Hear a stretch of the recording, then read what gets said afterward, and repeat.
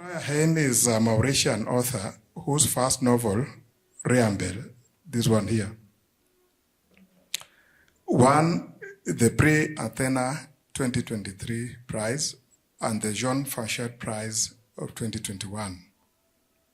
She was nominated for the 2017 Astrid Lindgren Memorial Award, shortlisted for the Prix de Littéraire in 2021, and the Miles Morland Scholarship in 2023. She participated in the 2024 Iowa International Writers Program Fall Residency. Her second novel, Tamarin, this one, will be published next week on the 25th of September by Indigo Press, that is the United Kingdom publishing house, and the launch is slated for next week. So you can see that we are privileged to have to discuss a book that will be published next week. So literally we, as we say, we are present on the morning of the creation of this novel. Thank you very much. I think with that, let me invite our writer, Priya Hein, to make a few remarks about the book, and then we'll pick it up from there. Priya, welcome.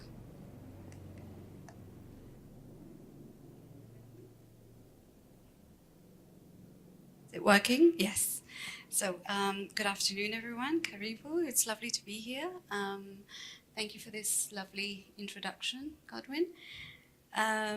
So, Tamarin is my, funny enough, it's being published in a few days, launched in London next week, but it's actually my first book. It's my first novel. This one got published first because it was something I had to write at the time. I was compelled to write this book and put this one aside. And this one took me 10 years, and I kept going back and forth. It's a book about this young woman, Mauritian woman, who leaves home at the age of 18.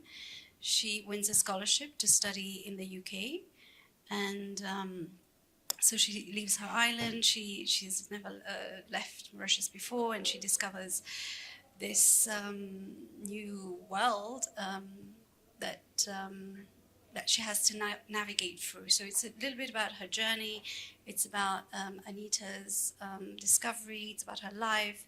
And as she goes to England, many things happen, and she's, she has to learn. She meets this English man, she marries him, and then, just very briefly, I won't tell you everything, the marriage collapses, and then she decides, well, a few things happen, and then she decides to go back home.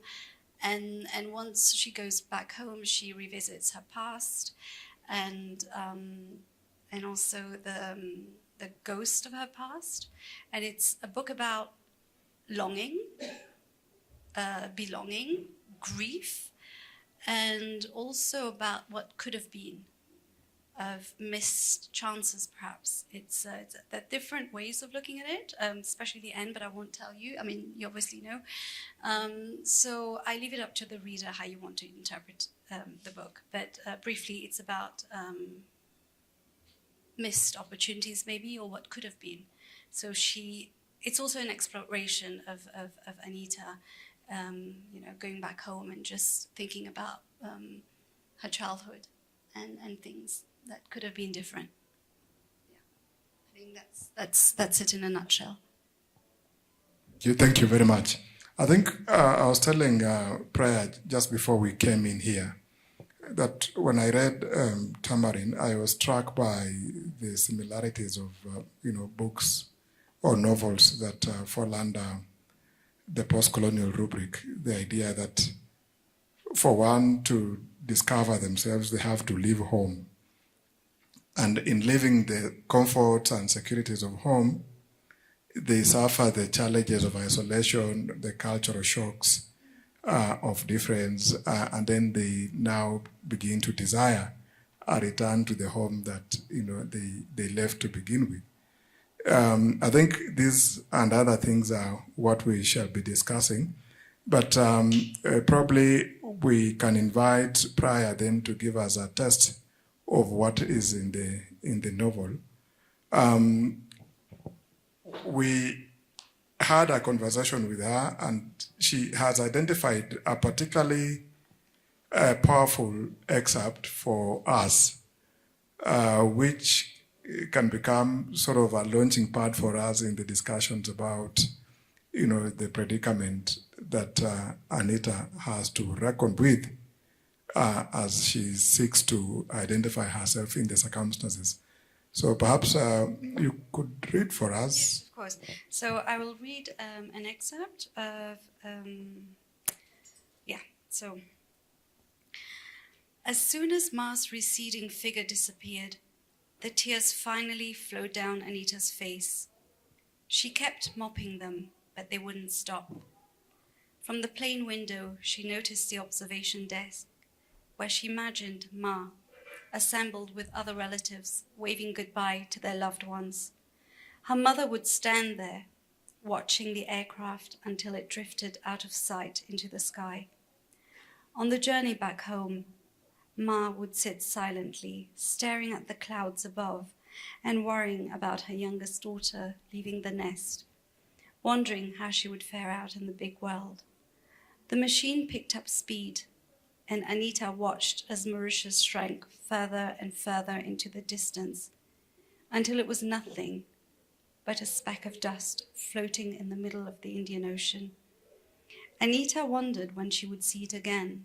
Having never left her small island before, she was not sure what awaited her in England.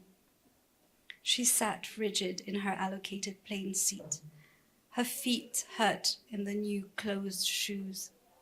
She kicked them off, but then her temples started to throb. She tried to massage them with her eyes shut, but it made no difference. Suffering from the assault of the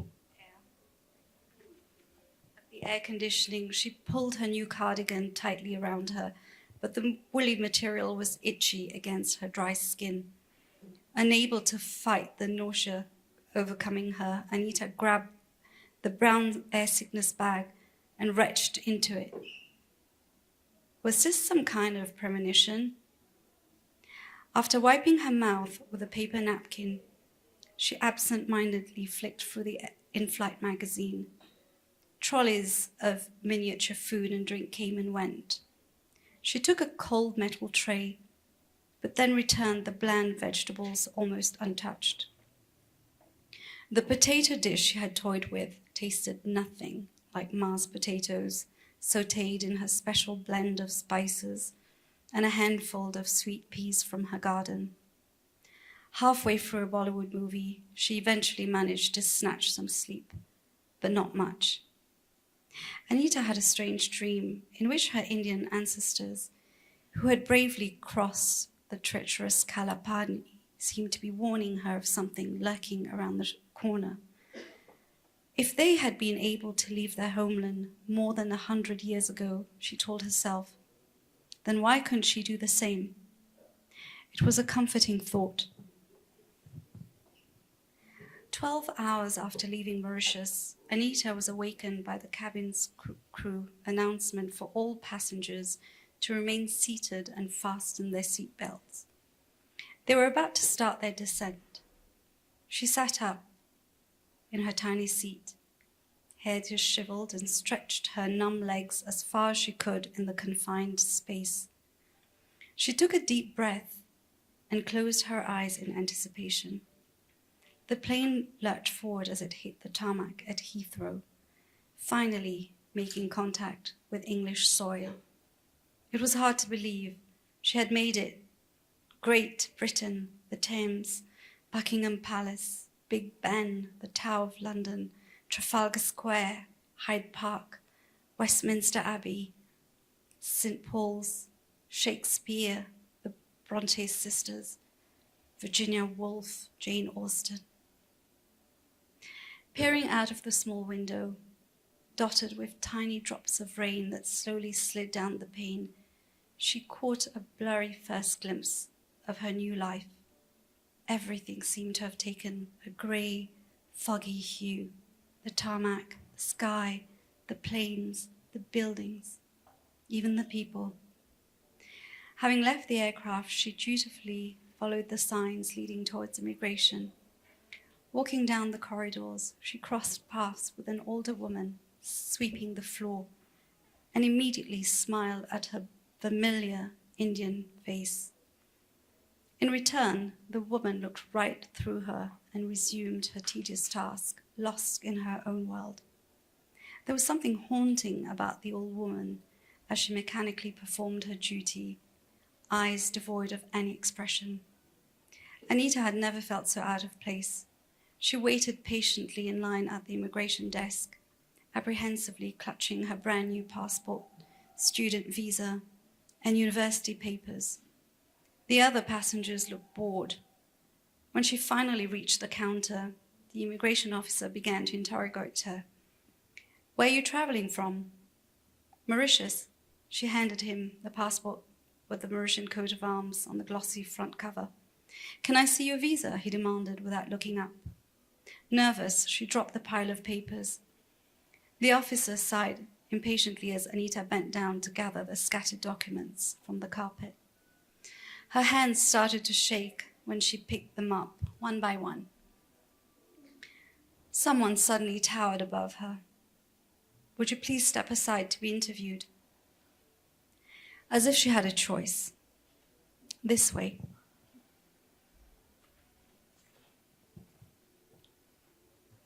Quietly, she followed the officer who had materialized out of nowhere. The white people looked away. The colored ones had pity in their eyes. Anita was taken to a small, windowless room with a plain table and 3 plastic chairs and asked to sit down. With a feeling of dread, she wondered if she would be deported before even setting foot outside the airport. A few minutes later, 2 immigration officers entered the cabin and started firing questions at her. Why was she traveling to London? What was the purpose of her visit? What was she going to study? Which university? How much cash was she traveling with? What was her financial situation? Where exactly would she live? Did she have relatives in England? What did they do for a living?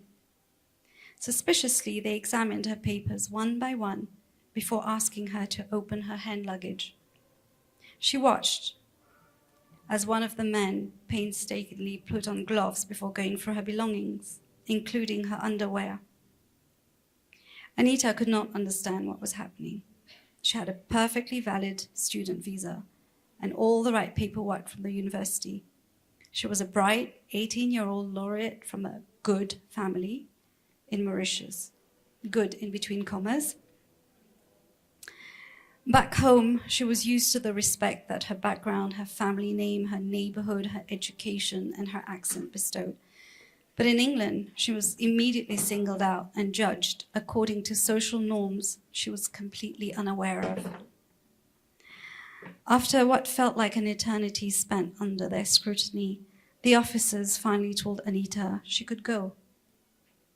In a small voice, devoid of any sarcasm, she thanked them, picked up her bag, and left the room quietly, feeling soiled. I think we can clap for her.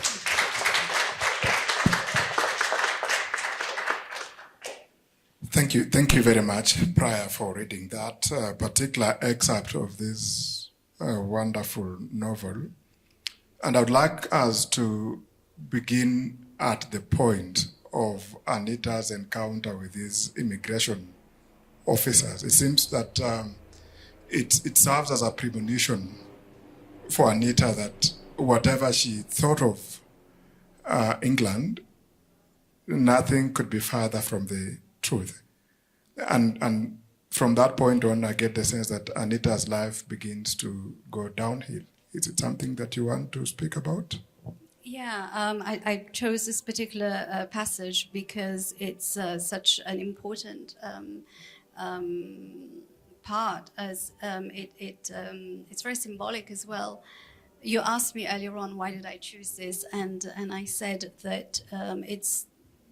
I think it marks Anita leaving her childhood and entering into another world. She's on her own for the first time. She has to be. She becomes an adult, and this sort of really sets the tone, I think. And what happens in England afterwards. Like you say, it goes downhill. Yes, it does. But also, I didn't realize this until just now. What you asked me, why did I choose this? And it just occurred to me just now, as I was reading it, that my daughter is just went to London last week, and she's about to start university. So I perhaps subconsciously also picked that part because I am thinking of her, and the mother in me is thinking maybe will she be Anita? How will she do? Maybe that's the reason why I picked it.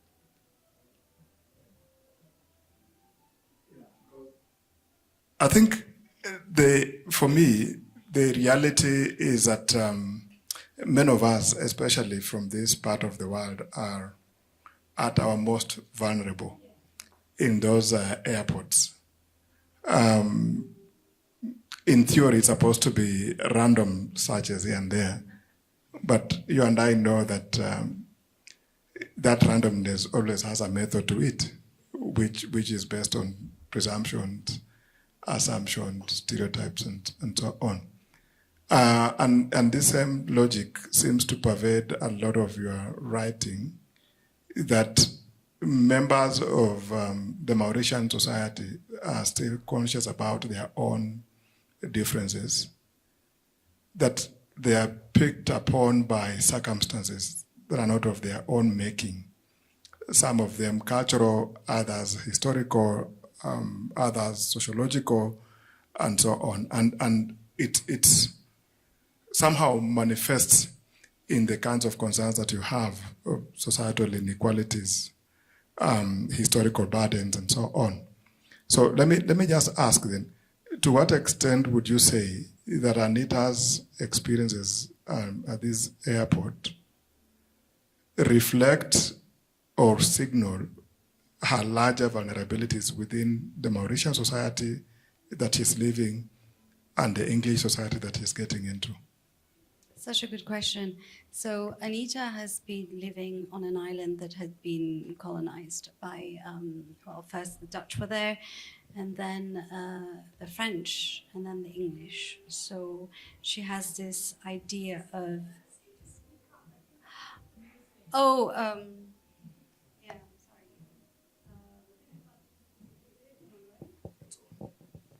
Yeah, okay, I'll, is this better? Sorry. Yeah, so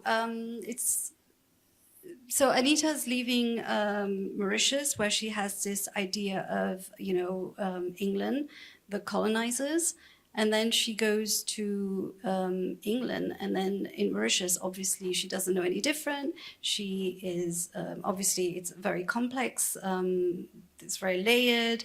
I come from indentured servants, laborers, who came from India to work on the plantations when slavery was abolished. So, Anita's another generation, and she leaves for a better life, but at the end of the day, she's also comparing herself to her ancestors and how they also left for this journey for a better life, but she's just as naive as they maybe were, because they were forced into this indentured labor contracts where they were tricked into believing that, okay, there was a lot more than that. So it's Anita, once she's in England, she also tries to climb the social ladder, and this is also what Mauritians have been doing. I was talking about how my grandparents, for instance, they were laborers, they worked on sugarcane, they were cutting the sugar. My grandpa didn't want my father to do this, but he still did, because that's the way it was. They had to raise money. And I think this plays out a lot in Anita's, her mother also nurturing her and wanting her to do better and to leave and to just, so there's a whole, and I think that's, it's still pretty much there. We're trying to move away from this, and it reflects how Mauritius is. It's also, it's funny because there's also Anita facing, let's call it racism in England, but this is happening in Mauritius right now. We come from, I mean, Mauritius was empty. We all came from different parts of the world, China, Africa, Europe, India, and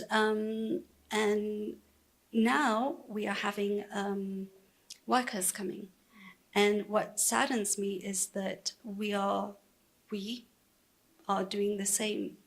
We haven't learned, and we, not me particularly, but I'm reading about the others, how Mauritians are now treating the newcomers, but they have forgotten this was us too, and it's just this vicious circle. And also Anita now going as well, and now in England she's the other. And it's just, I talk about this, and it's just intriguing how we are so quick to forget that we've been there, this was us, but why are we treating them the way that we didn't want to be treated? It's Interesting, because, just listening to you now, I get something about what the novel seems to be preoccupied with.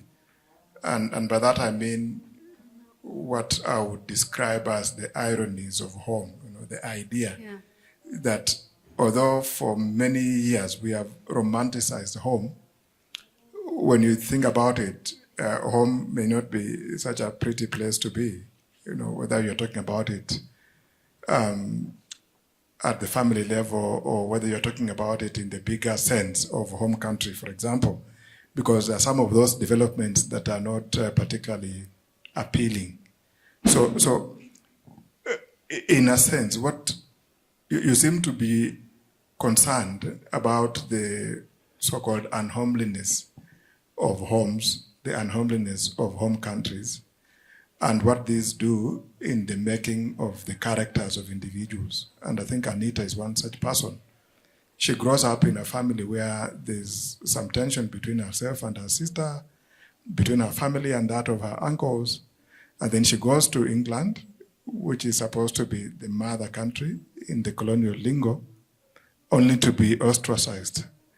What do you think is the importance of that, given that eventually she also has to go back then to Mauritius when things don't work out in England?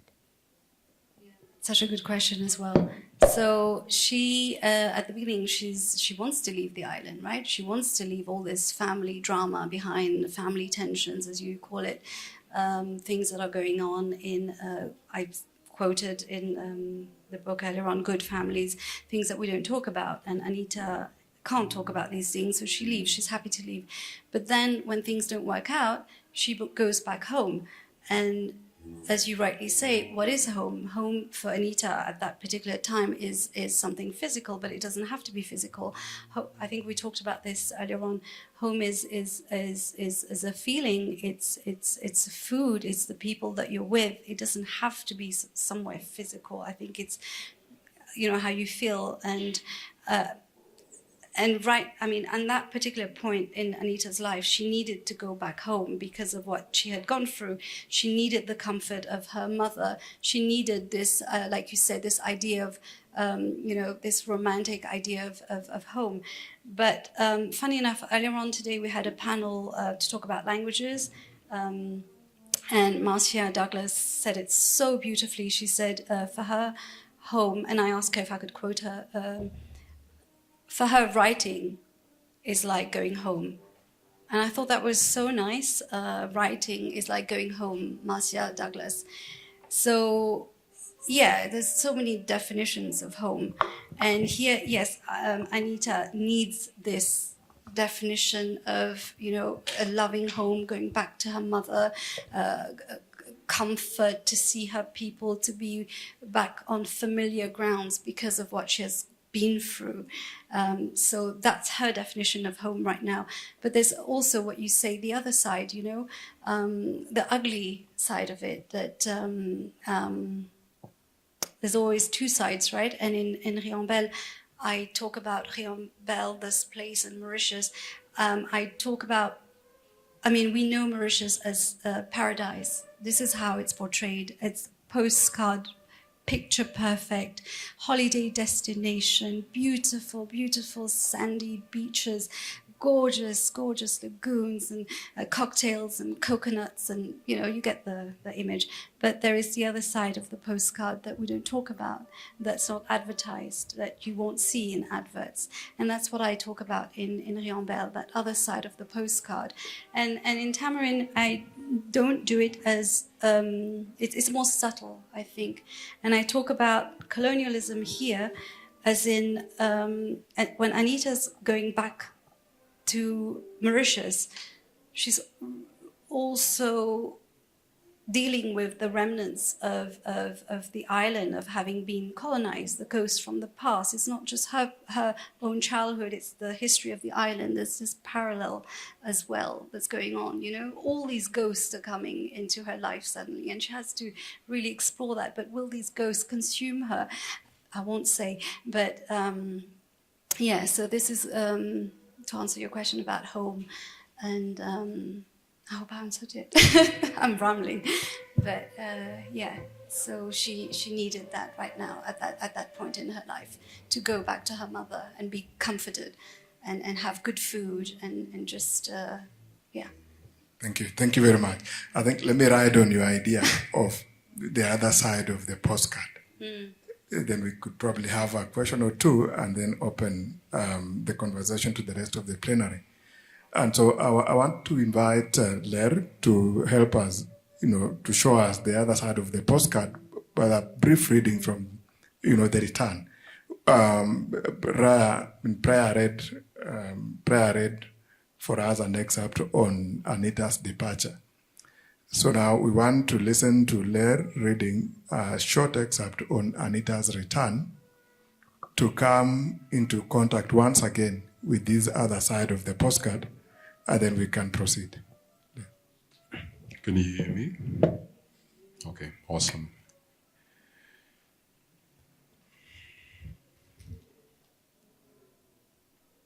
As she stepped out of the crowded bus, she was hit by the sickly sweet smell of molasses being processed into raw sugar. It was harvest season. The air felt heavy and slightly smoky from the fumes of the nearby factory. The sky was peppered with cottonwood clouds, through which the midday sun was shining. The change of scenery was in stark contrast to the world she had left behind.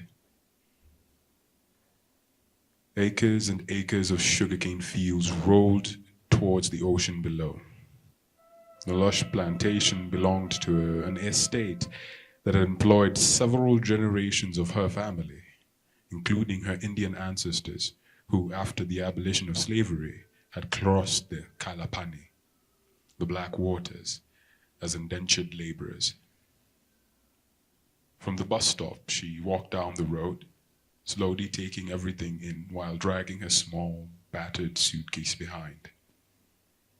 Past the village school, named after her great-uncle who used to teach there, and past the corner shop, before finally turning right into the residential lane. A few seconds later, as she approached the rusty gate, she caught a glimpse of the old cement house. It looked even more dilapidated than she remembered. When she was a child, the house had seemed grander, more imposing. It had stood out from the neighboring houses. Night looked lost among the vulgar, charmless constructions which were being hastily erected to house extended families. The wrought iron gate creaked feebly as she let herself in. The basil plants and marigolds, used for prayers, still lined the pathway leading to the house. A faint tune was floating out of a nearby radio. It was a song from an old Bollywood movie Ma was fond of. Everything felt familiar and yet strange at the same time. She caught a whiff of curry as she tiptoed inside the house, lugging her suitcase into the narrow corridor leading to the kitchen. Even though the kitchen door was open, she hesitated before gently knocking on its wooden frame to announce her arrival. Ma looked up in surprise, as if she'd seen a ghost. She was sitting on a plastic chair that was too small for her, busy slicing vegetables. Something was quietly brewing in the casserole on the stove. "Anita!" she exclaimed, with a sharp intake of breath. A sudden softness slipped into the older woman's eyes. They stared at each other for a few seconds. Once Anita saw Ma's kind and concerned face, she could no longer contain the emotions she had been withholding. She finally broke down. The agony of the last few weeks all came flooding back. Tears streamed down her cheeks as she wept. "Hush, Betty." Ma sprang up from her chair to embrace Anita. She held on tightly, as if Anita would otherwise float away, gently stroking her daughter's lustreless hair. "It's all right now. You're home." Thank you very much.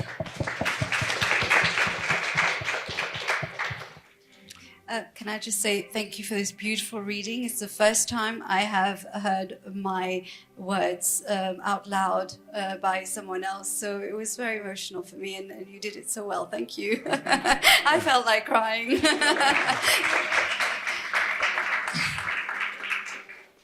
Beautiful. Thank you too.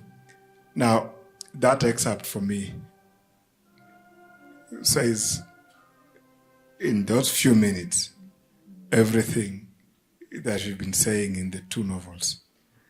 That is the problems of history, the problems of sugarcane, the problems of the ocean. The Indian Ocean, to be precise. Like the whole idea of Mauritius, many of us are not quite particularly familiar about the pains that sugarcane has inflicted on people, the pains that the ocean has inflicted on people, and of course, the pains of history. Is it something that you want to talk about before we open up to our dear guests? The pain, oh gosh, yeah, the pain of history, the pain of the ocean, of sugar. Yeah, we still feel the repercussions in Mauritius. We have some fellow Mauritians here. We have people who have visited. Duncan has visited Mauritius. It's still very much there in the landscape.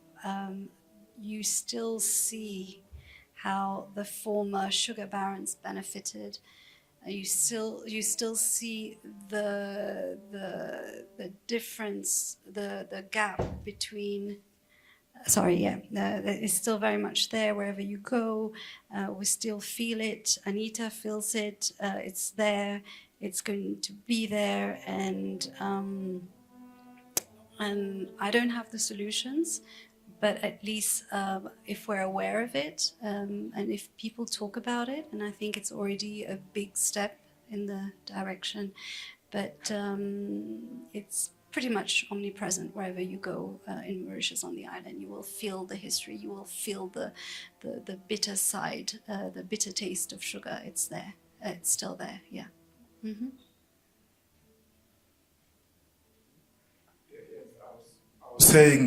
I was saying earlier that when I read the two novels, I was saying to Priya, I was reminded of the peasant character in the Caribbean literature of Sam Selvon.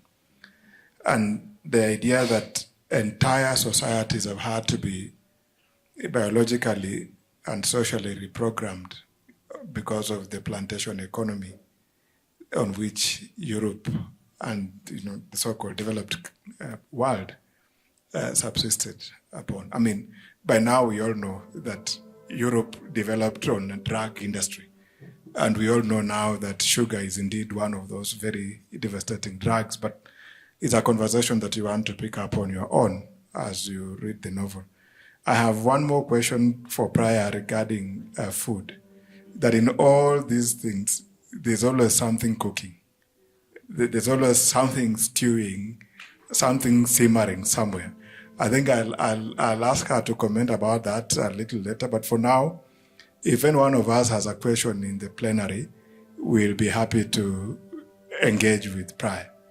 There should be a mic going round. Thank you.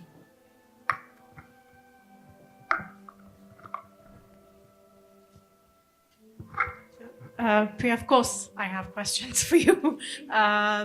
I was very curious about, so your previous book, Riambel, that you said that that's also, the name comes from an actual place in Mauritius, and Tamarin is also an actual place in Mauritius. So I'm very curious about like the identities being linked to Mauritian terrains and geography. So how does geography inform identity? Oh my God. Thank you for that question, Tanisha. Oh, sorry, there's another one. Hello, everyone.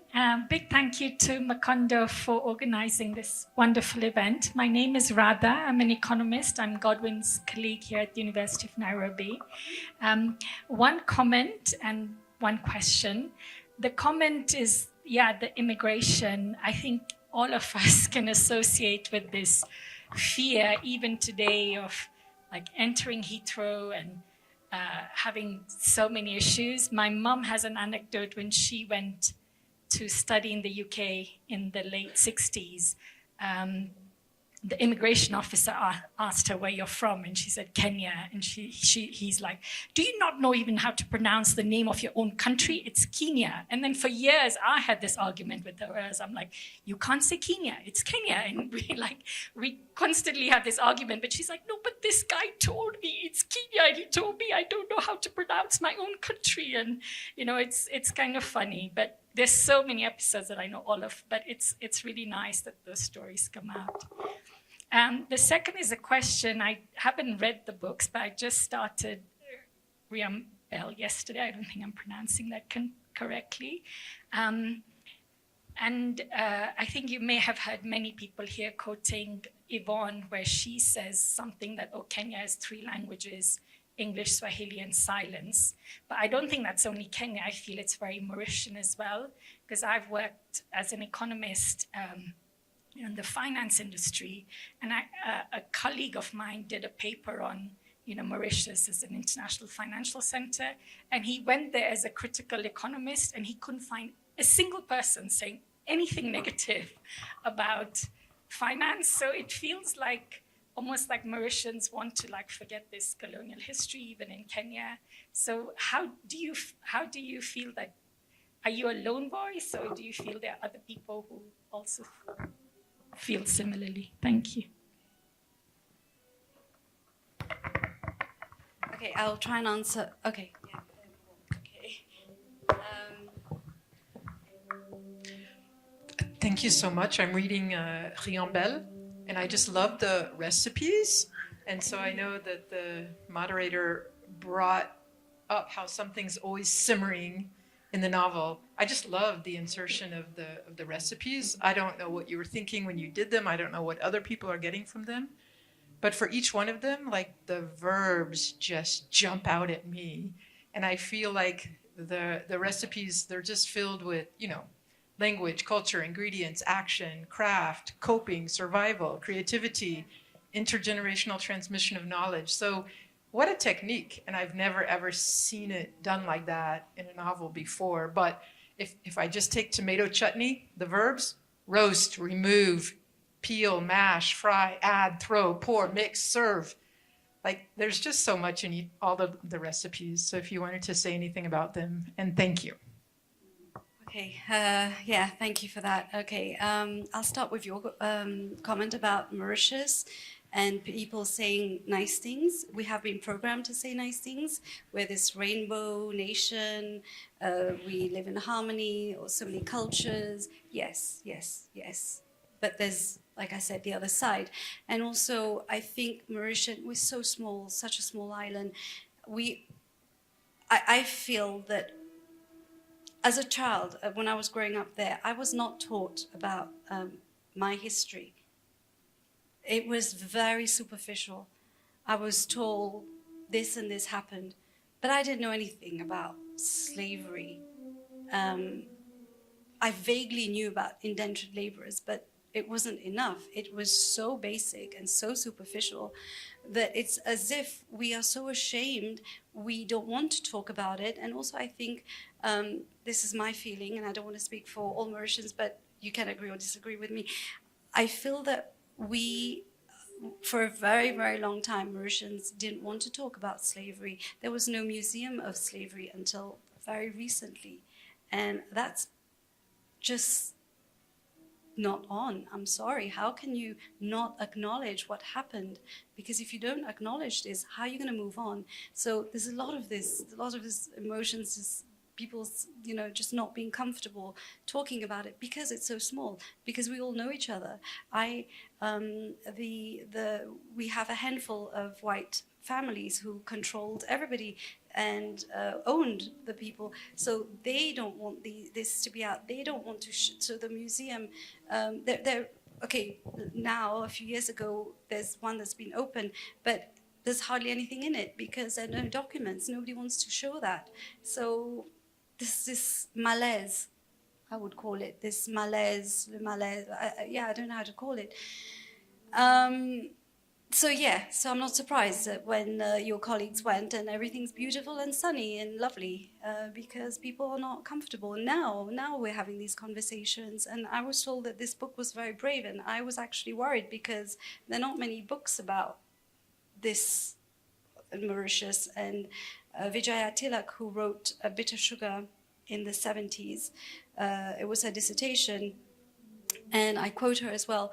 She wanted to, so she published it, and then she wanted to sell the books in Mauritius, and she was threatened, and only because she lists the owner, what they had, the people, how many slaves they had, and everything. So she received threats, and the bookshop said, no, we can't sell, because the whites said they're not going to do any business, so we can't sell your book.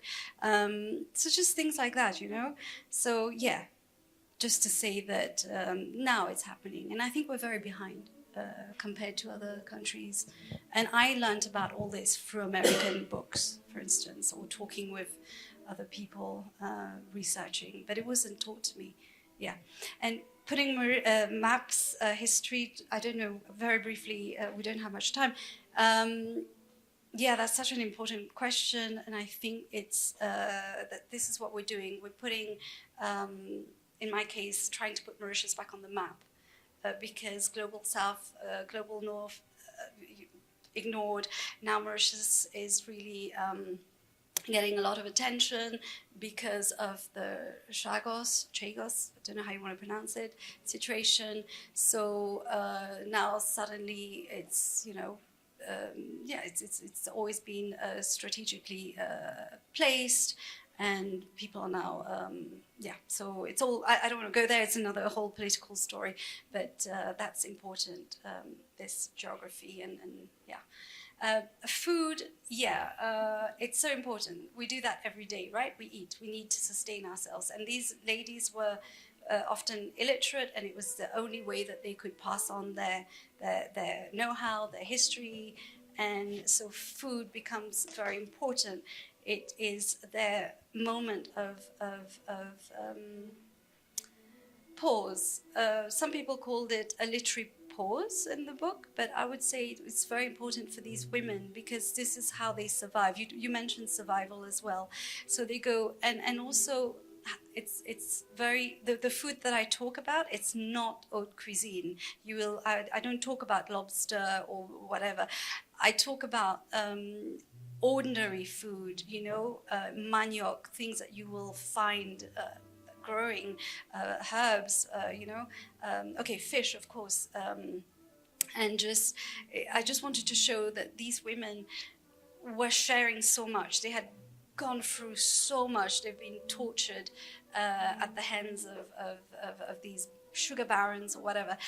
And yet they're so generous because they're giving their recipes. They're saying, and they're showing how resourceful they were, how they were using the little what they had into something sumptuous and sustaining, and also basically it's their way of dealing with what's going on. It's their way of surviving through food and the importance that it has. Yeah, I don't know if I answered that, but very briefly. Yeah. Yes, we don't have much time, but there was a hand. One is. Let's give her a chance. Please, okay, carry on. hi. I'm Irene, a literature teacher, and I haven't read Tamarin, but I just wanted to ask you about the ghost. Do you want us as a reader, do you want us to take the ghost as Anita's individual story, or it's just like every community or as everyone to embrace that ghost and live with it, or again maybe try to fight it? And then again about now literature, when you're writing that story, for example this novel Tamarin, do you like, how do you make us as literature people, my question is not coming, but do you make the literature people, how do you make us take your information correctly? Because literature is diverse, right? Mm-hmm. So I might read that Tamarin and take that information differently from another person. So how do you make us, while you're writing that book, how do you make us take that information as you write it? That's such a good question as well. And that's exactly what I do or don't want to do in Tamarin. I don't like to impose anything on my reader. I hate that. And people often ask me, what do you want your reader to take or whatever? I don't have any expectations. Everybody has a different way of seeing or interpreting. And there's so many ways of interpreting this story. Not many people have read it because it comes out, well, in a few days officially. And from the feedback I received, it's very interesting. I don't know how you understood it. It's up to you to understand or take it or to figure out what actually happened. It's not clear, and I do this on purpose. I want my reader to think. I don't want to tell my reader. I hate that, and I don't want to do this. It's for you to tell me what you make of it. Because I don't think that's my job. Well, at least not me. Even with my children's books, I don't like it. It's like I want the reader to do the work. I shouldn't be doing all the work. I don't know if that answered the question. And then there was another question, I think, about Ghost. Yeah, Ghost.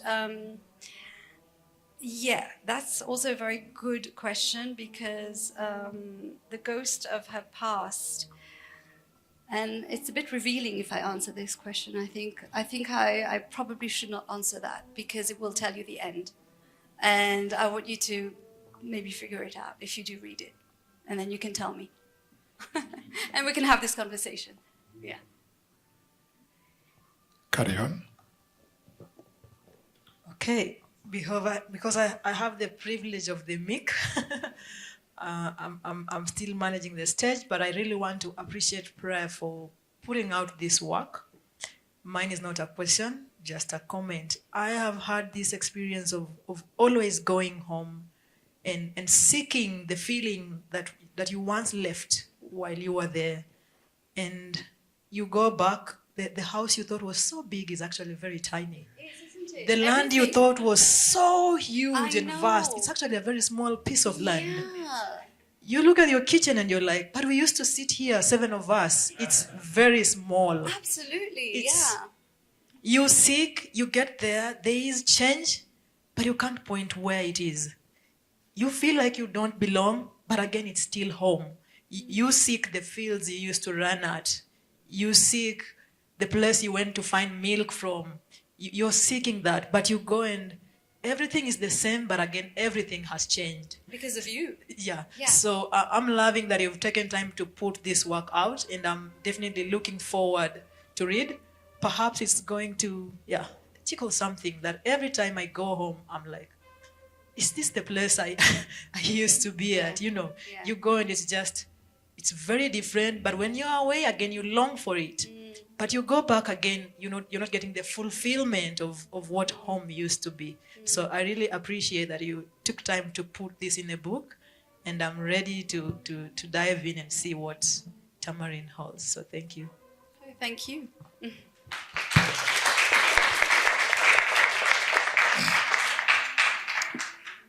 By their nature, stories are never complete. That there's always a story behind a story besides the story, and so on and so forth. And that is the sense that I get when I read Riambel, and the same sense that I got when I read Tamarin. So I want to, again, thank you, Priya, so much for giving us the gift of Tamarin and the gift of Riambel.